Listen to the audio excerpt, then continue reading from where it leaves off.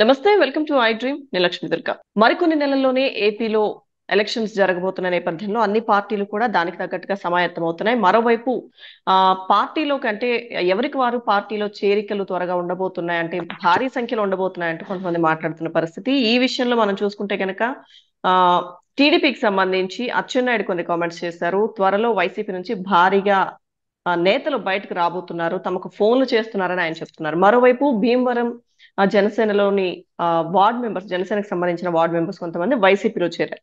So అసలు ఏం జరుగుతోంది, ఏ పార్టీలోంచి ఏ పార్టీలోకి ఎవరు వెళ్ళబోతున్నారు, ఎలక్షన్స్ దగ్గరకు వస్తున్న నేపథ్యంలో ఆ ఈ పార్టీ మార్పులు అనేవి కొంత కీలకంగా మారిన పరిస్థితులు. సో ప్రస్తుత అంశాలపై మనతో మాట్లాడడానికి ప్రముఖ రాజకీయ విశ్లేషకులు పురుషోత్తం రెడ్డి గారు ఉన్నారు. మాట్లాడదాం సార్. నమస్తే సార్. నమస్తే లక్ష్మి గారు. సార్, కొద్ది రోజుల్లో ఎలక్షన్స్ జరగబోతున్నాయి, కొద్ది నెలల్లో ఆంధ్రప్రదేశ్ లో.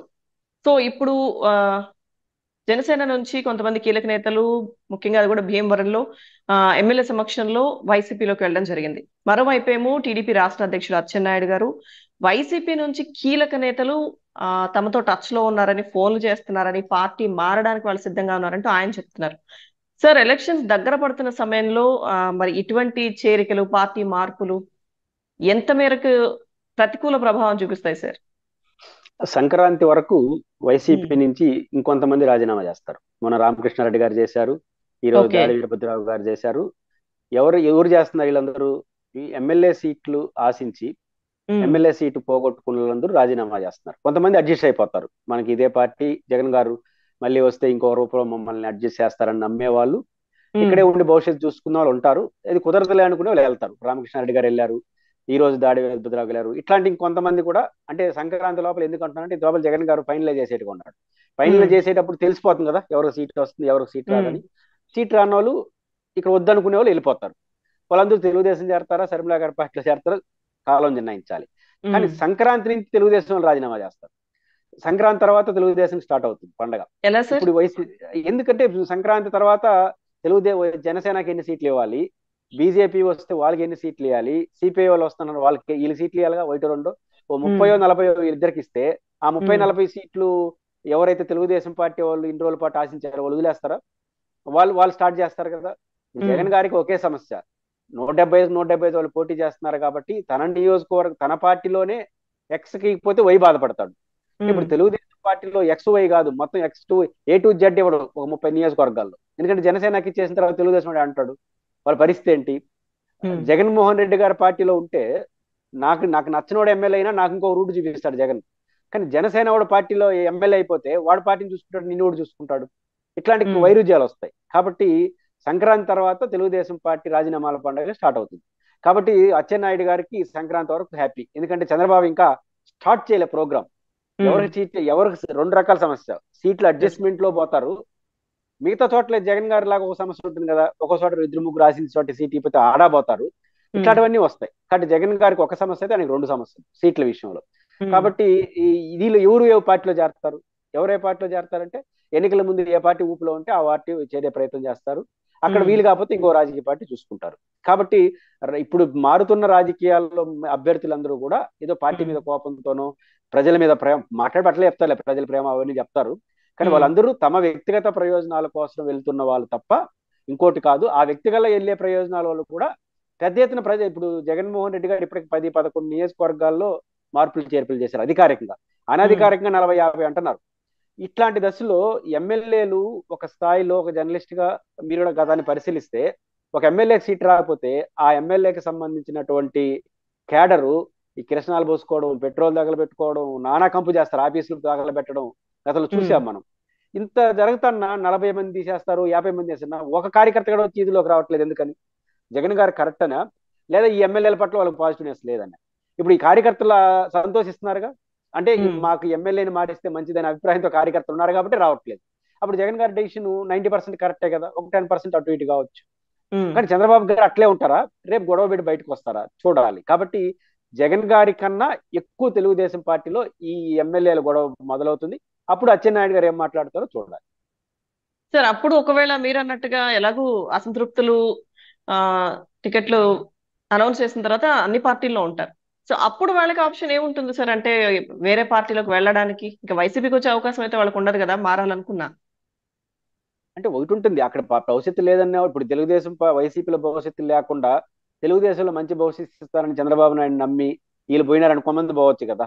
ఉమ్, అట్లా పోయే పరిస్థితి కూడా కనపట్ల మనకు. ఆల్రెడీ కోటమిరెడ్డి ఇట్లా ఒకరిద్దరు మోగినారు తప్ప మళ్ళీ ఉమ్, ఆగిపోయింది. మళ్ళీ ఊరు ఉమ్, పోవట్లేదు. ఇప్పుడు కొత్తగా వచ్చిన రామకృష్ణ గారు శర్మిలత గారు వెళ్తారంటున్నారు. కానీ అట్లే తెలుగుదేశం పార్టీ నుంచి కూడా జగన్ గారు ఆకర్షిస్తే లేకపోతే ఇంకొక రూపంలో న్యాయం చేస్తారంటే దాన్ని నమ్మితే వాళ్ళు వస్తారు. ఎట్లా ఉమ్, ఉంటుంది మనం చెప్పలేము ఆ రోజు పరిస్థితులు బట్టి.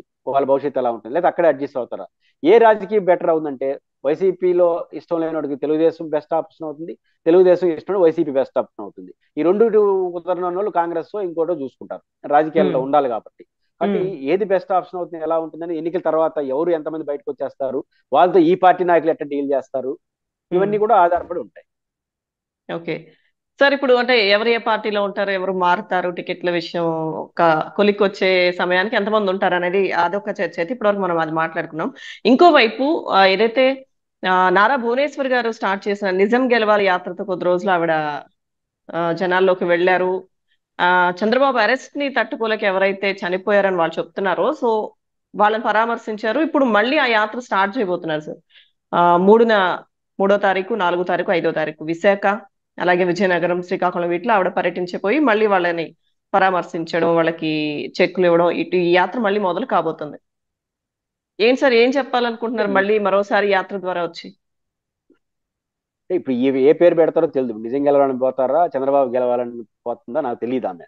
ఇప్పుడు నిజం గెలవాలని పెద్ద విలువ లేదు, ఎందుకంటే కోర్టులో స్టే బెయిల్ మీద బయటకు వచ్చేసారు. చంద్రబాబు గారు లోపల ఉన్నప్పుడు ఆ పాయింట్ కొంత కాన్సెప్ట్ ఉంది, నిజం గెలవడమా లేదా కోర్టులో తేలుతుంది, ప్రజల్లో పోయి ఏం చెప్పలేము. కానీ చంద్రబాబు గారు జైల్లో ఉన్నారు కాబట్టి న్యాయం ఉమ్, గెలవాలి నిజం గెలవడం ట్యాగ్ లైన్ కొంచెం దగ్గరగా ఉంటుంది. అయితే ఆమె దాన్ని కంటిన్యూ చేయలేదు. మళ్ళీ కారణాలు ఉమ్, ఏమైనా ఇంతలో చంద్రబాబు గారు బయట వచ్చేసారు. చంద్రబాబు గారు అరెస్ట్ చుట్టూ ఇంకా ఆయనే మాట్లాడుతున్నాడు ఈదుల్లోకి వచ్చి. ఇంక మళ్ళీ భార్య గారు దా పేరుతో పోవాల్సిన అవసరం లేదు. అదే ఉమ్, భువనేశ్వరి గారుగా ఎన్టీఆర్ గారు కూతురుగా ఆమెకు గౌరవం ఉంటుంది. ఎన్టీఆర్ గారి కూతురుగా ఆ పార్టీ శ్రేణులందు ఆమెను యాక్సెప్ట్ చేస్తారు. చంద్రబాబు గారు భార్య ఎన్టీఆర్ గారి కూతురుగా ఆమెకంటూ ఒక గౌరవం ఆ పార్టీ శ్రేణిలో ఉంటాయి. మిత్రులు ఉమ్, కూడా ఆమెను వ్యక్తిగతంగా పెద్ద డ్యామేజ్ చేయరు, ఆమె ఇంట్లో ఉన్న పరిమితమైన వ్యక్తే. కాకపోతే ఇప్పుడు నిజం గెలవాలంటే ఎట్లా నిజం గెలవాలి కోర్టులో తెలుసుకోవాల్సిన విషయం. పైపెచ్చు ఉమ్, చంద్రబాబు గారు బయట ఉన్నాడు. ఆ ఉమ్. రాజకీయాల్లో ఆ నిజం ఏంటో చంద్రబాబు గారు చెప్తారు కదా. కాబట్టి ఇప్పుడు ఓకే, ఇంకా ఆమె వచ్చి అదనంగా చెప్పేదే ఉంది. ఆర్థిక కాకపోతే సహాయం చేస్తారట సార్? ఆర్థిక సహాయం చేయొచ్చు, రాజకీయం కూడా చేయొచ్చు. రాజకీయం కూడా తెలుగుదేశాన్ని గెలిపించండి, వైసీపీని ఓడించండి అని తిరగచ్చు, తప్పేం లేదు. రాజకీయ యాత్రగా ఓకే, కానీ తప్ప ఉమ్, గతంలో చేసిన నిజం గెలవాలి యాత్రకి ఇప్పుడు ప్రయారిటీ ఉండదు. ఇప్పుడు దానికి సార్థకత ఉండదు, దానికి శాంటిటీ కూడా ఉండదు. మీరు ఉమ్, చంద్రబాబు గారు జైల్లో ఉన్నప్పుడు ఆ పదానికి వాటి ఇప్పుడు జగన్మోహన్ రెడ్డి గారు జైల్లో ఉన్నప్పుడు శర్మిల గారు మా అన్న వదిలిన బాలం అని బయటకు వస్తే ఒక అర్థం ఉంది, అది యాక్సెప్ట్ చేశారు ప్రజలు. ఆ తర్వాత శర్మిల గారు జగన్ గారు బయట వచ్చి రాజకీయంగా ఉంటా ఉన్నప్పుడు మా అన్న వదిలిన బాలం అంటే ఇంకా అర్థం లేదు కదా. అప్పుడు ఆమె ఏం ఉమ్, చేసింది, యాజ్ ఏ వైసీపీ కార్యకర్తగా మా అన్నని గెలిపించడం వెళ్ళింది. ఇప్పుడు కూడా భువనేశ్వర్ గారు నారా చంద్రబాబు నాయుడు గారు భార్యగా, రామారావు గారు కూతురుగా, చంద్రబాబు నాయుడు తెలుగుదేశాన్ని అభిమానించే వాళ్ళకి ఎస్ మన పార్టీ గెలవాలి, వైసీపీని ఓడించండి అని రాజకీయ పోరాటం చేస్తే అమెరికా పార్టీకి అది ప్రయోజనమే కదా. పెద్ద లీడర్గా ఆ పార్టీ వస్తే వింటారు వినేవాళ్ళు. కాబట్టి ఉమ్, రాజకీయ పోరాటానికి రాజకీయ యాత్రకి ఆమెకు వాల్యూ ఉంటుంది తప్ప నిజం గెలవాలనే దానికి ఇంకా ప్రయారిటీ లేదు. నిజం గెలవాలని దాని చుట్టూ ఆమె ఎక్కువ మాట్లాడితే నష్టం కూడా. ఎందుకు నష్టం, ఇప్పుడు చంద్రబాబు గారు దాంట్లో ఆరోపణలు ఎదుర్కొంటున్నారు, ఆయనే బయట ఉన్నాడు. లోపల ఉంటే ఉమ్, ఆయన తరపున ఆయన వాయిస్ గా మీరు వినిపిస్తారు. ఇప్పుడు ఆయన వచ్చి బయట మాట్లాడుతూ ఉన్నప్పుడు ఆయన చెప్పుకుంటాడు కదా మధ్యలో. భార్య వచ్చి మా ఆయన తప్పు చేయలేదంటే మన ఆయనే బయట ఉన్నాడు కదా, ఆల్రెడీ ఆయన చెప్పుకుంటాడు. కాబట్టి ఉమ్. నిజం గెలవాలి, చంద్రబాబు గారి కేసుల చుట్టూ ఆ చుట్టూ భువనేశ్వర్ గారు మాట్లాడినా బ్రాహ్మణ్ గారు మాట్లాడినా పెద్ద ప్రయోజనం ఉండదు. పైపెచ్చు ఏంటి ఇది అనుకుంటారు జనం, అసహనంగా చూస్తారు. రాజకీయంగా తెలుగుదేశాన్ని గెలిపించండి అనే ఒక యాక్టివిటీ చేస్తే ఆ పార్టీకి ఉన్న అసెట్ ఆ పార్టీకి ఉంటుంది. ఉమ్. ఓకే. సో ఇప్పుడు రాజకీయం లేదంటే నష్టపరిహారం ఏమైనా ఇవ్వాలి వాళ్ళకి, ఇవ్వాలి అనుకుంటే ఇవ్వచ్చు, కానీ ఈ పేరు ఇప్పుడు కరెక్ట్ కాదంటారు. ఈ పేరు కరెక్ట్ కాదు. కేసుల గురించి ఆమె మాట్లాడితే ఏదో ఉమ్, చంద్రబాబు నాయుడు గారిని మాట్లాడొద్దని కోర్టు చెప్పింది కాబట్టి ఆమెతో మాట్లాడించారు అనుకుంటారు. కాబట్టి ఉమ్, దానివల్ల ప్రయోజనమే ఉంది. కాబట్టి ఆమె రాజకీయ యాక్టివిటీ చేసుకోవచ్చు, అదే తెలుగుదేశం ఉమ్. పార్టీ లీడర్ గా, రామారావు గారు కూతురుగా, చంద్రబాబు గారు భార్యగా, తప్పేం లేదు. ఆ Yes. పార్టీ కూడా యాక్సెప్ట్ చేస్తుంది లీడర్ కాబట్టి, ఆమె మన పర్సనాలిటీ కాబట్టి.